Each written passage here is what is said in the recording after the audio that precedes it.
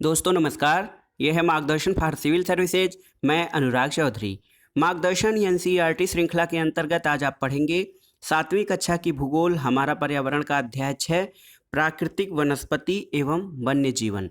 इस अध्याय के अध्ययन से आप जान पाएंगे प्राकृतिक वनस्पति को प्रभावित करने वाले प्रमुख कारक कौन कौन से हैं, वनों के प्रमुख प्रकार और उनकी विशेषताएं कौन सी हैं। इसके अलावा घास स्थल कितने प्रकार के होते हैं और उनकी प्रमुख विशेषताएं और विभिन्न क्षेत्रों में उनके कौन कौन से नाम हैं। तो आइए शुरू करते हैं आज का वीडियो। आज का जो चैप्टर है दोस्तों प्राकृतिक वनस्पति और वन्य जीवन, ये एक बच्ची है सलीमा। वो ग्रीष्म शिविर से बहुत उत्साहित थी, यानी जो समर वेकेशन में जो कैंप जाता था वो गया था और वह अपने सहपाठियों के साथ हिमाचल प्रदेश में मनाली देखने गई थी। और वह देखकर हैरान थी कि जो पहाड़ी क्षेत्रों में साल और सागौन के घने वृक्ष थे जो नीचे के स्तर पे गिरिपाद पे, वो अब धीरे धीरे कम होते गए और पर्वत की ढलानों पर नुकीली पत्तियों और शंक्वाकार बितान वाले लंबे वृक्ष दिखने लगे। और तब उसे पता चला कि वे शंकुधारी वृक्ष थे। तो कुल मिलाकर वो जो बच्ची थी उसके अवलोकन से हमें क्या पता चलता है? उसके अवलोकन से ये पता चलता है कि स्थल की ऊंचाई और वनस्पति की विशेषताएं एक दूसरे से संबंधित हैं। यानी जो ऊंचाई होती है पृथ्वी की, जो ऊंचाई, जैसे कि स्थल क्षेत्रों की ऊंचाई और वनस्पति की विशेषताएं एक दूसरे से संबंधित हैं। और ऊंचाई में परिवर्तन के साथ साथ जलवायु में परिवर्तन होता है, आप पिछले अध्याय में पढ़ चुके हैं। और इसी के अनुसार प्राकृतिक वनस्पति में भी बदलाव होता है और वनस्पति की वृद्धि जो होती है तापमान और नमी पर निर्भर करती है। इसके अलावा यह ढाल और मिट्टी की परत की मोटाई जैसे कारकों पर भी निर्भर करती है। तो कुल मिलाकर वनस्पति को प्रभावित करने वाले कौन कौन से कारक हैं? सबसे पहला आपने जाना कि वनस्पति को प्रभावित करने वाला जो प्रमुख कारक है वो है ऊंचाई।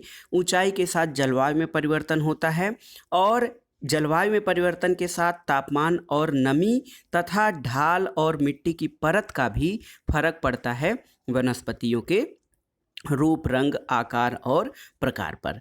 इन घटकों में अंतर के कारण किसी स्थान की प्राकृतिक वनस्पति में समानता और विभिन्न प्रकार में परिवर्तन होता है। तो ये जो घटक हैं जैसे ऊंचाई हो गई, तापमान हो गया, नमी हो गई और जो मिट्टी है उसका प्रकार, उसी के आधार पर किसी स्थान की प्राकृतिक वनस्पति की सघनता और उसके प्रकार में भी परिवर्तन होता है। साधारण रूप में देखा जाए तो प्राकृतिक वनस्पति जो है उसको मुख्य रूप से 3 श्रेणियों में वर्गीकृत किया जा सकता है। पहला है वन, दूसरा होता है दोस्तों घास स्थल और तीसरा कांटेदार झाड़ियाँ। तो वन क्या है? जो वृक्षों के लिए उपयुक्त तापमान और परिपूर्ण वर्षा वाले क्षेत्र में उगते हैं। इन कारकों के आधार पर सघन और खुले वन विकसित होते हैं। तो वन वृक्षों का बहुत बड़ा समूह होता है और ये उपयुक्त तापमान और पर्याप्त वर्षा वाले क्षेत्र में उगते हैं। इसके अलावा घास स्थल जो मध्यम वर्षा वाले क्षेत्र में विकसित होते हैं। वन जो होते हैं वो अधिक वर्षा वाले क्षेत्रों में, जहाँ पर अधिक वर्षा होती है वहाँ पर उगते हैं। घास स्थल यानी ग्रासलैंड जो होते हैं वो मध्यम वर्षा वाले क्षेत्रों में उगते हैं। और जो कांटेदार झाड़ियाँ जो तीसरा प्रकार है वो शुष्क क्षेत्रों में पैदा होते हैं और यहाँ पर वर्षा बहुत कम होती है। प्राकृतिक वनस्पतियों के प्रकार में बदलाव का मुख्य कारण जलवायु का बदलाव होता है। विभिन्न क्षेत्रों की जलवायु अलग अलग होती है और उसी हिसाब से प्राकृतिक वनस्पतियों का भी प्रकार बदलता है। और अब आइए जान लेते हैं प्राकृतिक वनस्पति के गुण और उसमें प्रवास करने वाले वन्य जीवों के संबंध में। तो जो पहली प्राकृतिक वनस्पति का जो पहला प्रकार है आपने देखा था वन यानी फॉरेस्ट। तो वन के कौन कौन से प्रकार हैं उनके बारे में विस्तार में जानेंगे और वहाँ पर कौन सी वन्य जातियाँ निवास करती हैं उनके बारे में भी। तो सबसे पहला और महत्वपूर्ण प्रकार है उष्णकटिबंधीय सदाबहार वन। दोस्तों जो उष्णकटिबंधीय वर्षा वन या भूमध्य सागरीय वर्षा वन इनको कहा जाता है, ये घने वन भूमध्य रेखा और उष्णकटिबंध के आसपास पाए जाते हैं। ये क्षेत्र बहुत अधिक गर्म होते हैं और यहाँ पूरे वर्ष भर अत्यधिक वर्षा पाई जाती है।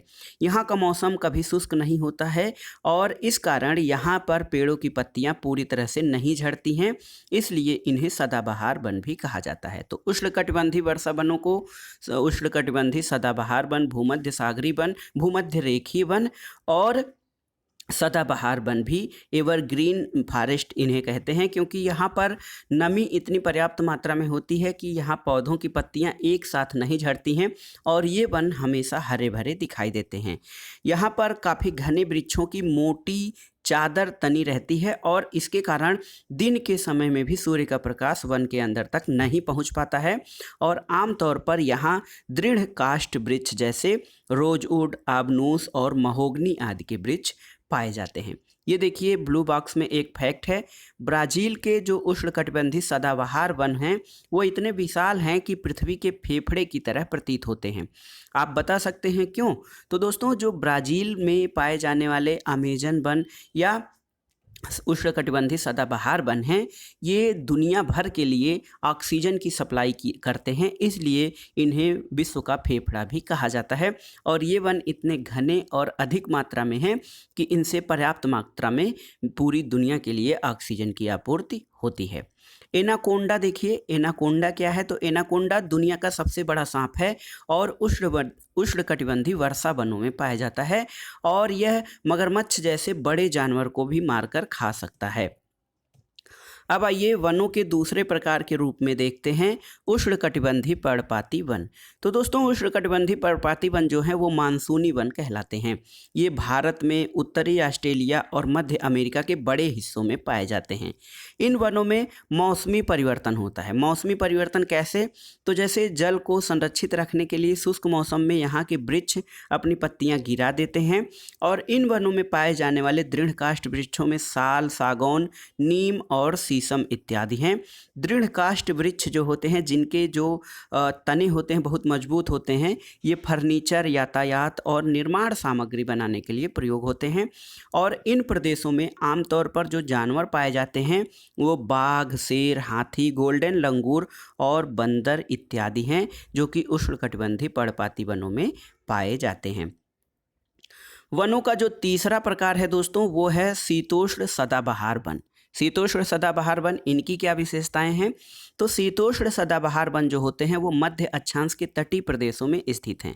मध्य अक्षांश के तटीय प्रदेश में शीतोष्ण सदाबहार वन पाए जाते हैं और ये सामान्य रूप से महाद्वीपों के पूर्वी किनारों पर पाए जाते हैं, जैसे दक्षिण पूर्व अमेरिका, दक्षिणी चीन और दक्षिण पूर्व ब्राज़ील में।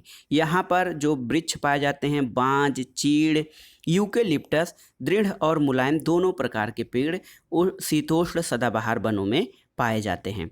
इसके अलावा ये देखिए, यहाँ पर जो मानसूनी वन था वहाँ पे गोल्डन लंगूर और हाथी जैसे जो है जानवर पाए जाते हैं। शीतोष्ण पर्णपाती वन जो है ये भी वनों का एक महत्वपूर्ण प्रकार है। ये उच्च अक्षांश की ओर बढ़ने पर अधिक शीतोष्ण पर्णपाती वन मिलते हैं। जब उच्च अक्षांशों की ओर हम बढ़ते हैं, ध्रुवों की तरफ, तो वहाँ पर अधिक शीतोष्ण पर्णपाती वन मिलते हैं और ये वन उत्तरी पूर्वी अमेरिका, चीन, न्यूजीलैंड, चिली, पश्चिमी यूरोप के तटीय प्रदेशों में भी पाए जाते हैं। ये अपनी पत्तियां शुष्क मौसम में गिरा देते हैं और यहाँ पर जो पेड़ पाए जाते हैं वो हैं बाज, ऐस और बीच। यहाँ पर हिरण, लोमड़ी, भेड़िए आम जानवर पाए जाते हैं। फिजेंट और मोनाल जैसे पक्षी भी यहाँ पर पाए जाते हैं। ये देखिए फ्रीजेंट बहुत ही सुंदर चिड़िया है, लाल रंग के गर्दन वाला। और ये मोनाल है, मोनाल पक्षी नीले और आसमानी रंग से मिक्स हुआ मोनाल है, जो कि शीतोष्ण पर्णपाती वनों में पाए जाने वाले प्रमुख पक्षी हैं। अब आइए जानते हैं भूमध्य सागरीय वनस्पति के संबंध में। तो भूमध्य सागरीय वनस्पति जो होता है दोस्तों, ये महाद्वीपों के पूर्व और उत्तरी पूर्वी किनारों के अधिकांश भागों में पाए जाते हैं। महाद्वीपों के पूर्वी और उत्तरी पूर्वी किनारों के अधिकांश भागों में शीतोष्ण सदाबहार और पर्णपाती वन पाए जाते हैं और महाद्वीपों के पश्चिमी और दक्षिणी पश्चिमी किनारे इससे अलग होते हैं। यहाँ पर भूमध्य सागरीय वनस्पतियाँ पाई जाती हैं। तो दोस्तों, जो भूमध्य सागरीय वनस्पति है वो महाद्वीपों के पश्चिमी भाग में और दक्षिणी पश्चिमी किनारे पर पाई जाती है और ये जो वन हैं अधिकतर यूरोप, अफ्रीका और एशिया के भूमध्य सागर के समीप वाले प्रदेशों में पाई जाती है और इसलिए इसका नाम भूमध्य सागरीय वनस्पति रखा गया है। ये वनस्पतियां भूमध्य सागर के बाहरी प्रदेशों जैसे संयुक्त राज्य अमेरिका के कैलिफोर्निया, दक्षिण पश्चिमी अफ्रीका, दक्षिण पश्चिमी अमेरिका और दक्षिणी पश्चिमी ऑस्ट्रेलिया में भी पाई जाती हैं। इन प्रदेशों में गर्म, शुष्क, शीत, ग्रीष्म और वर्षा वाली मृदु शीत ऋतुएं होती हैं। यहाँ पर जो भूमध्य सागरीय प्रदेश होते हैं, यहाँ पर गर्म, शुष्क, ग्रीष्म और वर्षा वाली मृदु शीत ऋतुएं होती हैं। और इन क्षेत्रों में कौन से फल? संतरा, अंजीर, जैतून और अंगूर जैसे नींबू वंश यानी सिट्रस फल, जो रसदार फल होते हैं, उस प्रकार के फल भूमध्य सागरीय वनस्पतियों में पैदा किए जाते हैं, क्योंकि लोगों ने अपनी इच्छानुसार कृषि करने के लिए यहाँ प्राकृतिक वनस्पति को हटा दिया है।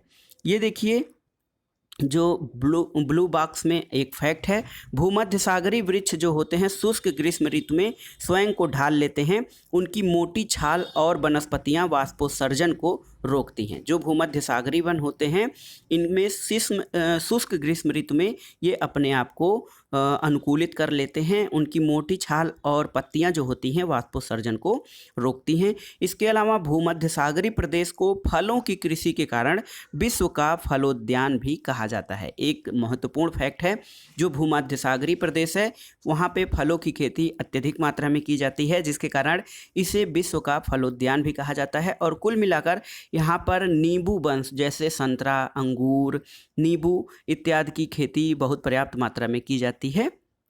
अगला जो प्रकार है वो है शंकुधारी वन। तो दोस्तों, शंकुधारी वन अत्यधिक ऊंचाई वाले अक्षांशों पे पाए जाते हैं। उत्तरी गोलार्ध के उच्च अक्षांशों, जो कि 50 डिग्री से 70 डिग्री में बहुत पर्याप्त मात्रा में शंकुधारी वृक्ष पाए जाते हैं। इनको टैगा भी कहा जाता है। दोस्तों, टैगा का अर्थ क्या है? तो रूसी भाषा में जो टैगा होता है उसका अर्थ होता है शुद्ध या अनछुआ, यानी प्योर एंड अनटचेबल, तो अनटच्ड। जैसे इनको उत्तरी गोलार्ध के जो उच्च अक्षांशों या ध्रुवों के आसपास 50 से 70 डिग्री अक्षांश में शंकुधारी वृक्ष पाए जाते हैं। इनको टैगा वृक्ष भी कहा जाता है। और ये वन अधिक ऊंचाइयों पर पाए जाते हैं। इन्हीं वृक्षों को सलीमा जो लड़की थी उसने हिमालय में प्रचुर मात्रा में देखा था। इन वनों की विशेषता क्या है? तो ये लंबे नरम काष्ठ वाले सदाबहार वृक्ष होते हैं और इन वृक्षों के काष्ठ का उपयोग लुगदी बनाने के लिए किया जाता है। लुगदी किस यूज में आती है? तो लुगदी सामान्य पेपर और अखबारी कागज बनाने के काम में आती है। नरम काष्ठ का उपयोग माचिस और पार्किंग के लिए जो है बक्से बनाने के लिए भी किया जाता है। इसमें मुख्य जो वृक्ष हैं चीड़, देवदार, ये वृक्ष इन वनों की मुख्य विशेषता होती है। और यहाँ पे जो जीवधारी पाए जाते हैं उसमें सिल्वर फॉक्स यानी रजत लोमड़ी, मिंक, ध्रुवी भालू जैसे जानवर पाए जाते हैं।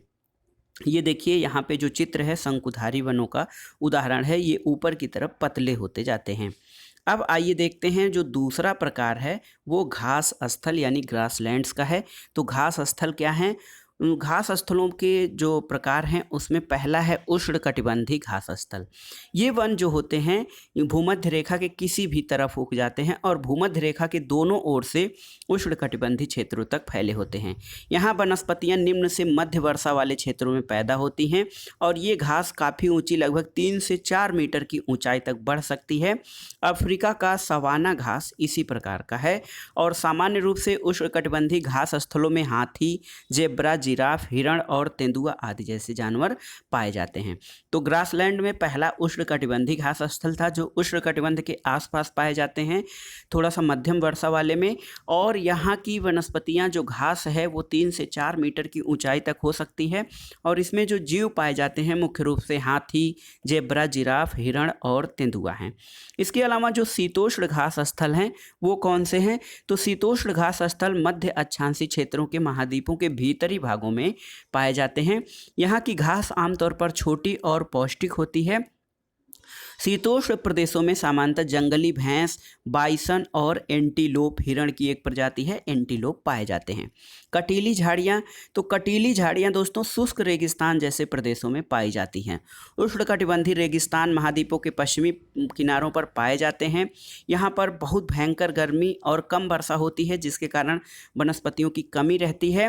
और दुनिया के मानचित्र पर आप रेगिस्तानी प्रदेशों को चिन्हित करके वहाँ पे पाई जाने वाली वनस्पतियों के बारे में जान सकते हैं। और एक प्रश्न है कि क्या आप भारत के सबसे बड़े रेगिस्तान का नाम बता सकते हैं? तो ये थार रेगिस्तान है, राजस्थान में फैला हुआ है। और रेगिस्तान के कुछ जानवरों के नाम बताइए जिन्हें आप पहले से जान चुके हैं। तो रेगिस्तान का जो सबसे महत्वपूर्ण जानवर है वो ऊँट होता है दोस्तों। ये कम वर्षा में भी रह सकता है। और यदि आप ध्रुवीय प्रदेश में जाएंगे, अब आइए देखते हैं ध्रुवीय प्रदेश के बारे में। जब आप ध्रुवीय प्रदेश में जाते हैं तो वहाँ पर स्थान बहुत ठंडा होता है, बर्फ़ जमी रहती है और बहुत सीमित प्राकृतिक वनस्पति मिलती है। यहाँ केवल काई, लाइकेन और छोटी झाड़ियाँ ही पाई जाती हैं और ये अल्पकालिक ग्रीष्म ऋतु के दौरान विकसित होती हैं। जो ध्रुवीय प्रदेशों की वनस्पति है इसे टुंड्रा प्रकार की वनस्पति कहा जाता है और ये वनस्पतियाँ यूरोप, एशिया और उत्तरी अमेरिका के ध्रुवीय क्षेत्रों में पाई जाती हैं। यहाँ के जानवरों पर शरीर पर मोटा फर और मोटी चमड़ी पाई जाती है जो उन्हें ठंडी जलवायु से सुरक्षित रखते हैं। और ध्रुवीय प्रदेशों में जो पाई जाने वाली मुख्य प्रजातियां हैं वो है सील, वालरस, कस्तूरी बैल, ध्रुवीय उल्लू, ध्रुवीय भालू और बर्फीली लोमड़ी इत्यादि। इसके अलावा दोस्तों जो लड़की थी उसने देखा था कि कुछ घने वृक्षों के चित्र उसके पिता ने दिखाए थे और उन्होंने बताया था कि स्थानीय लोग कृषि के कारण उन वनों को साफ कर देते थे और वनों को साफ करके वहाँ पे कृषि कार्य करते थे। लेकिन ऐसा जो है वो एक परंपरागत प्रकार है और ऐसे में जो हमारे विश्व के घने वन हैं बहुत से स्थानों पर वो ख़त्म हो जाते हैं। अपने यहाँ जो उत्तर पूर्वोत्तर में झूम कृषि की जाती है जहाँ पर वनों के एक हिस्सा को साफ करके उनको जला दिया जाता है, फिर उस पर कृषि की जाती है। जब उनका उपजाऊपन समाप्त हो जाता है तो उस भूमि को छोड़ दिया जाता है। लेकिन इस प्रकार की कृषि से जो हमारी प्राकृतिक वनस्पति है उसका नुकसान होता है और फिर से इसी तरह के घने वन उपजा पाना बहुत कठिन होता है। अब आइए देखते हैं दोस्तों ब्लू बॉक्स में जो फैक्ट है, विभिन्न प्रदेशों में जो आपने पढ़ा है घास स्थल, इनको किन किन नामों से जाना जाता है, इनको आप अलग से नोट कर लीजिएगा। उष्णकटिबंधीय घास स्थलों के बारे में जानते हैं। पूर्वी अफ्रीका में इसे सवाना कहा जाता है, ब्राज़ील में कंपास कहा जाता है, वेनेजुएला में लानोस, शीतोष्णकटिबंधीय घास स्थल जो हैं अर्जेंटीना में पंपास कहा जाता है, उत्तरी अमेरिका में इसे प्रेयरी जो प्रदेश हैं ये गेहूं उत्पादन के बहुत बड़े केंद्र हैं। दक्षिणी अमेरिका में वेल्ड कहा जाता है, दक्षिणी अफ्रीका में वेल्ड कहा जाता है और मध्य एशिया में स्टेपीज तथा ऑस्ट्रेलिया में शीतोष्णकटिबंधीय घास स्थलों को डान कहा जाता है। तो ये बहुत ही महत्वपूर्ण प्रश्न हैं और ये मिलान के लिए भी आपसे पूछ लेते हैं एक बार फिर से। उष्णकटिबंधीय घास स्थल जो पूर्वी अफ्रीका में पाया जाता है सवाना कहा जाता है, ब्राज़ील में कंपास और वेनेजुएला में लानोज कहते हैं। इसके अलावा शीतोष्णकटिबंधीय घास स्थलों में शीतोष्णकटिबंधीय घास स्थल जो हैं उनको अर्जेंटीना में पंपास, उत्तरी अमेरिका में प्रेयरी, दक्षिणी अफ्रीका में वेल्ड और मध्य एशिया में स्टेपी तथा ऑस्ट्रेलिया में डान कहा जाता है। तो दोस्तों ये था आज का वीडियो। इसमें आपने देखा 7वीं कक्षा की भूगोल हमारा पर्यावरण का अध्याय 6 प्राकृतिक वनस्पति और वन्यजीव। वीडियो आपको कैसा लगा और आपके लिए कितना लाभदायक हो रहा है हमें कमेंट बॉक्स में ज़रूर बताइएगा। वीडियो को लाइक करें, शेयर करें और इस चैनल मार्गदर्शन फॉर सिविल सर्विसेज को सब्सक्राइब करें। वीडियो देखने के लिए धन्यवाद दोस्तों। नमस्कार।